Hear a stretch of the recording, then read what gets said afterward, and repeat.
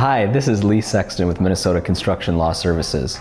Today's July 1, and for all of you that have been watching these so far, you know that's an important date. But what happens today? Well, today the big change is that the first parts of the new independent contractor test come into play. Which parts? Well, the 14-factor test isn't out yet. That's not until March 1st, 2025. Today is kind of the rest of it, which really means for you guys, it's the penalty phase. So misclassification, still using the old test, the 9-factor test, now results in a $10,000 fine per instance, as well as if there's any obstruction or delay on the part of the party receiving that fine or delaying the investigation, $1,000 per day. So there's two statutes that are implicated. It's 181.722 and 181.723. I'm sure you don't care, don't worry about it.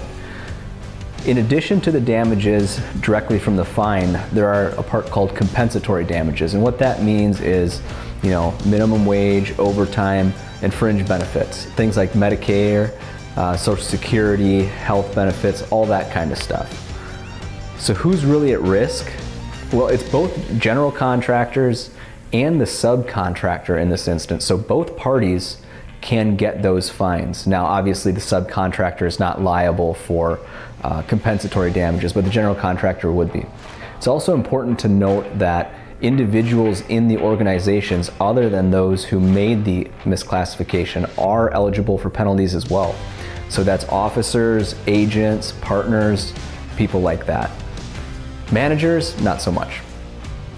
The last couple things we'll touch on is successor liability.